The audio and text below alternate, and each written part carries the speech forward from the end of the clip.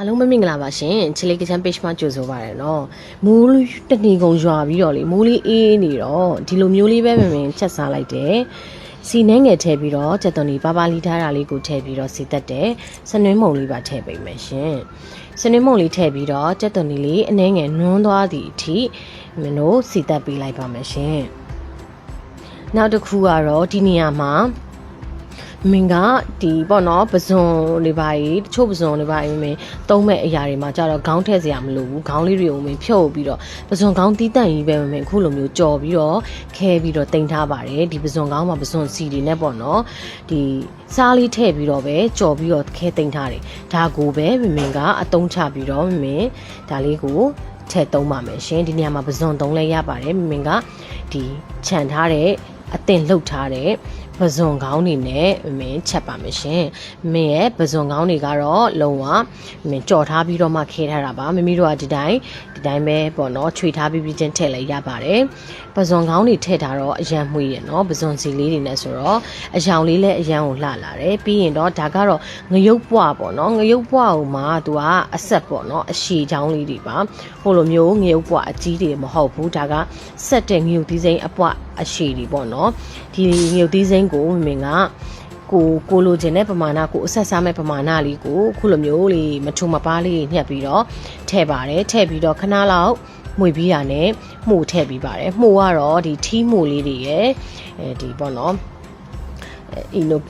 ်ဒီမို့ဘာမို့လဲဒီဟာလေးကအက်မို့လေးပေါ့နော်အက်မို့လေးရဲ့တုံးထားတယ်မိမိတို့ကြိုက်တဲ့တက်တက်မို့ကိုတုံးပေးနိုင်တယ်နော်ဒီမို့လေးတွေကိုမင်းအိမ်မှာဒီနှမျိုးစလုံးအသင့်ရှိနေတာမို့လို့မင်းဒီမှုနှမျိုးစလုံးကိုထည့်တာပါမိမိတို့ကြိုက်တဲ့တက်တက်မှုကိုတုံးပြီးတော့တစ်မျိုးပဲတုံးမယ်ဆိုလဲရတယ်နော်ဒါလေးကိုအားလုံးမှုတွေကလည်းတန်းဆင်ထားပြီးသားမို့လို့အားလုံးကိုနှက်ဆက်သွားရအောင်မှွေပေးလိုက်တယ်ဒီမှာမင်းငုတ်သီးအယောင်တင်မုံတစ်ပိုင်းမထည့်ပါဘူးနော်ငုတ်သီးစိမ်းအဲ့ပေါ့နော်ငုတ်ပွားနဲ့ချက်တယ်နောက်ပြီးတော့စနင်းမုံတစ်မျိုးပဲထည့်တယ်စားချက်ပြီးတဲ့အရသာမုံထည့်ပြီးတယ်ဘာဖြစ်လို့ဒီလိုအယောင်လေးဖြစ်နေလဲဆိုလို့ရှိရင်တော့ဒီကပဇွန်ခေါင်းတွေပေါ့နော်အမေဖယ်ထားတဲ့ပဇွန်ခေါင်းတွေကပဇွန်အစီလေးနဲ့ပြည့်နေပေါ့နော်ဒီပဇွန်ခေါင်းတွေကိုအမေကြော်ပြီးတော့ထည့်တာမို့လို့ဒီပဇွန်ရဲ့အစီအယောင်လေးတွေထွက်လာတာပေါ့နော်မှုလေးတွေထည့်ပြီးတော့ခဏလောက်မှုပြီးရတယ်ဒီထဲကိုပဲငံပဲပေါ့နော်ပဲကြာစံရေစိန်ထားတာလေးကိုမင်းထည့်ပြီးတယ်ပဲကြာစံရေစိန်ထားတာထည့်ပြီးရတယ်ရေကိုခက်မြန်းများလေးထည့်လိုက်ပါတယ်ရေကိုခက်မြန်းများလေးထည့်ပြီးတော့ဒီကြာစံနဲ့မှုလေးတွေကိုနှက်ဆက်သွားအောင်အရင်မှွေထားပြီးသွားရင်တော့တက်ထားပေးလိုက်မယ်ကြာစံလေးတွေဣသွားရအောင်လို့တက်ထားပေးလိုက်ပါမယ်ရှင်ဒီမှာကြည့်ဒီလိုမျိုးအနေထားလေးမှာပဲကြာစံလေးတွေလည်းဣလာပြီးနောက်ပြီးတော့မှုလေးတွေလည်းနူးပြီပေါ့နော်ဒါဒီလိုအရေးခက်စစ်ကြဲလေးပေါ့နော်အခုလိုမျိုးအရေးအနေထားလေးကိုထားပြီးတော့ချပေးမယ်ဒါမှအရေးလေးလည်းတောက်လို့ကောင်းတယ်လို့သမင်းမှလည်းဒီပေါ့နော်မှုအရေးလေးရာလေးရွှဲရွှဲလေးဆန်ပြီးတော့စားလို့ကောင်းတယ်ဒီလိုမျိုးကောင်းကောင်းပွက်လာတဲ့အချိန်မှာတော့ပင်စိမ်းလေးပေါ့နော်ပင်စိမ်းလေးအပေါ်အုပ်ပေးလိုက်ပါတယ်ပင်စိမ်းကတော့မဲ့အိမ်မှာစိုက်ထားတဲ့အပင်ကပဲခူးပြီးတော့ပေါ့နော်အုပ်လိုက်တာပါပင်စိမ်းလေးအုပ်ပြီးရနဲ့အားလုံးနှံ့သွားရအောင်ခုလိုမှွေလိုက်မယ်ဒီမှာကျန်အမှုလေးတွေကပဲကြာစံလေးတွေကအားလုံးကစားကျင်စရာလေးဖြစ်နေပြီမှုနဲ့ဒီပဇွန်ကောင်းရဲ့အနှံ့နဲ့ဆိုတော့လေဒီဟင်းအိုးလေးကပွက်နေရတဲ့ကိုအရန်ကိုမှမှွေးနေပြီအရသာလေးကဆက်လေးနဲ့ပဇွန်ကောင်းအရသာလေးကလေစိမ့်လေးရလဲထွက်တယ်ပဇွန်စီတွေကလည်းရှိရဆိုတော့လေတကယ်စားကောင်းတယ်ဟင်းတစ်ခွက်ဖြစ်ပါတယ်ရှင်ကဲဒါလေးကတော့မီးပိတ်ပြီးတော့ဒီအနေထားလေးမှာပဲချလိုက်ပါတယ်နော်မူးအင်းနေရအကြောင်းမလို့မင်းဒီဟာလေးကိုအလွယ်ချက်တယ်ချက်ပြီးသွားရင်တော့သူနဲ့တွဲစားဖို့အတွက်ကိုတော့တခုခုပြင်ဆင်မယ်နော်သူနဲ့တွဲစားဖို့အတွက်ကိုတော့ဒီမှာကြက်သွန်တွေကို3လုံးလောက်ကိုခုလိုမျိုးလေးချမ်းချမ်းပြီးပပလီထားတယ်ခရမ်းတင်ဒီကိုလည်း1လုံးလောက်ပေါ့နော်အလုံးကြီး1လုံးလောက်ကိုခုလိုခက်ပါးလေးတွေလီထားတယ်ပြီးသွားရင်တော့စနင်းမုံလေးအနှဲငယ်ထည့်ပေးတယ်အရသာမုံလေးလည်းအနှဲငယ်ထည့်တယ်ပြီးရင်တော့စားလေးထည့်ပါမယ်ဒါကတော့ကြက်ဥကြော်ပါမယ်ရှင်ကြက်ဥကိုကြက်ဥအရောကြော်မှာဖြစ်တဲ့အတွက်ကြက်ဥမှာဒီကြက်သွန်ကြီးခန်းကျင်သေးနဲ့ရောပြီးကြော်မှာပါဒီနေရာမှာမြုပ်သီးစိမ်းအဆက်စားမယ်ဆိုရင်မြုပ်သီးစိမ်းလေးတွေခပ်ပါးလေးတွေညှက်ထည့်ပြီးလေဒီမှာနှဲနိုင်တယ်နော်မင်းကဒီထဲမှာမြုပ်သီးစိမ်းမထည့်တော့ဘူးသမီးလေးတွေစားရအဆင်ပြေအောင်နောက်ပြီးတော့မှုအဆက်ချက်ထဲမှာလည်းဆက်နေပြီးသားမို့လို့ဒီကြက်ဥကြော်ထဲမှာမြုပ်သီးစိမ်းကိုထည့်မသုံးတော့ဘူးပေါ့နော်ကြက်သွန်လေးတွေအခုလိုမျိုးဒီအလွှာလေးတွေကွာပြီးကြေသွားရအောင်ထိမ င်တို့ကဒီခြေပြီးတော့နှိပ်ပေးလိုက်တယ်နှမ်းဆက်သွားပြီဆိုတာနဲ့ဒီထဲကိုကြက်ဥကိုထည့်ပေးပါမယ်ရှင်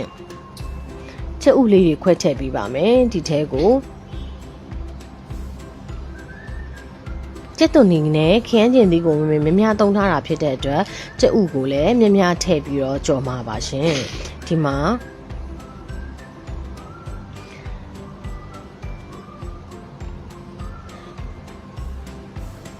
ကြက်ဥ9လုံးလောက်ကိုမသုံးထားတယ်ဒီမှာကျက်သွန်နေရလဲအလုံးကြီးကိုမှလေအလုံးကြီးကိုမှ3လုံးလောက်လှီးထားတယ်ခရမ်းကျင်သီးကလည်းအလုံးကြီးရယ်ပေါ့နော်များလေးကြော်မှာဖြစ်တဲ့အတွက်ကြက်ဥ9လုံးထည့်ထားပါတယ်မိမိတို့စိတ်ကြိုက်သုံးနိုင်ပါတယ်ရှင်ကဲဒီမှာကြက်ဥလေးတွေကိုခုလိုမျိုးဇွန်လေးနဲ့ဒီကြက်သွန်နဲ့အားလုံးနှက်ဆက်သွားရအောင်ခုလိုမျိုးမှွေပေးလိုက်ပါမယ်ရှင်ဒါကလေအဖေကအိမ်မှာအမြဲတမ်းကြိုက်တဲ့ပေါ့ကြက်ဥကြော်ပေါ့နော်အဖေအရန်ကြိုက်တဲ့ကြက်ဥကြော်လို့ပြောရမှာပေါ့နော်မင်းအဖေကတော့ဒီလိုမျိုးကြက်ဥကြော်လို့ရှိရင်သူကအရန်ကိုမှကြိုက်ပါတယ်အိမ်မှာဆိုရင်ဒီကြက်ဥကြော်တယ်ဆိုလို့ရှိရင်အဖေသိကြိုက်တဲ့ဟင်းလေးပေါ့နော်အဲ့ဒါအခုဒီမှာကြော်ဖို့တောင်ပြင်ဆင်နေနဲ့အဖေကိုသွားပြီးတော့တတိယသွားတာပေါ့နော်ကဲကြက်ဥလေးကိုအခုလိုမျိုးကောင်းကောင်းနှက်ဆက်သွားအောင်ခောက်ပြီးเนาะကြက်ဥလေးကြော်ပါမယ်ရှင်ကြက်ဥကြော်ဖို့အတွက်ကိုတော့ထဲဦးထဲမှာစီနှင်းငယ်ထည့်လိုက်တယ်ပူလာပြီဆိုလိုက်တာ ਨੇ ဒီအသစ်မှွေထားတဲ့ကြက်ဥနဲ့ကြက်သွန်လေးရောလေးကိုထည့်ပြီးတော့ဖြန့်ခင်းပြီးတော့မင်းတို့ထည့်ပြီးတော့ကြော်ပေးလိုက်ပါမယ်ကြက်ဥရဲ့ခန်းကျင်သီးရဲ့ဒီမှာကြက်သွန်လေးတွေအခုလိုမျိုးစီပူပူလေးထဲမှာဖြန့်ခင်းပြီးထည့်ပြီးတော့ဒီညီသွားရအောင်ပေါ့နော်ဘီနာတွေပါပါဒီအလယ်မှာရှိနေတဲ့ကြက်ဥအနှစ်တွေကြက်သွန်လေးတွေကိုလိုက်ပြီးတော့အခုလိုမျိုးလုပ်ပြီးတာ ਨੇ တအောင်လောက်နေလို့ရှိရင်ပေါ့နော်အထက်အောင်လှန်ပေးလိုက်ပါမယ်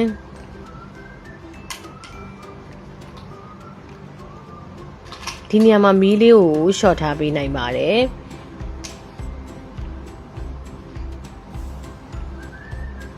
ပုံမှန်ဆိုရင်လေဒါလေးက2ခါခွဲကြော်လို့ရတယ်เนาะမင်းကအချိန်သိမ့်မရတာနဲ့ဝိုးတဲ့ပဲပေါ့နော်တစ်ခုတည်းပဲတစ်ခေါက်တည်းပဲတစ်ခါတည်းကြော်ချလိုက်တာပေါ့နော်ကြော်ချလိုက်တော့အရန်ထူသွားပြီးတော့ဒီလိုမျိုးပေါ့နော်အရန်ကြီးကိုအပေါ်ပိုင်းကမကြက်ဘူးဖြစ်နေတတ်တယ်ပေါ့နော်နှစ်ခါခွဲကြော်လည်းရပါတယ်ဒါပြီးရနေမင်းဒီမှာအပေါ်ပိုင်းကမကြက်သေးဘူးဆိုတော့ဒီအောက်ဘက်တစ်ချက်ကိုခုလိုမျိုးရောင်းမလေးနဲ့ကက်လန့်ပြီးတော့ဒီလိုမျိုးလှန်ပြီးတော့အကြက်ညီဖို့အတွက်လုပ်ပေးလိုက်ပါတယ်ရှင်ဒီထဲမှာငှုတ်သီးစိမ်းလေးပိုင်ပိုစားကောင်းတယ်နော်သမီးတွေလည်းစားရအောင်လို့ငှုတ်သီးစိမ်းကမထည့်တော့တာပါ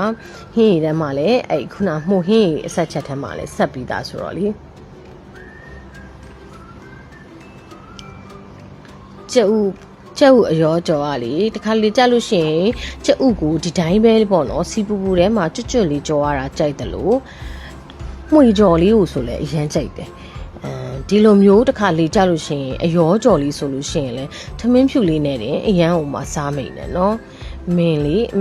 ဟိုပေါ့နော်သမီးငယ်လေးကိုဝင်တဲ့ဟိုဟာဆိုလို့ရှိရင်မင်းကြက်ဥကြော်အရန်စားတာသူကလေအဲ့ပေါ့နော်ကြက်ဥကြော်တော့မှကြက်ဥအပွားကြော်ပေါ့နော်ခောက်ပြီးတော့အပွားကြော်ထားတဲ့ကြက်ဥကြော်နဲ့ထမင်းဖြူနဲ့ကိုဝင်အရန်မိန်တာ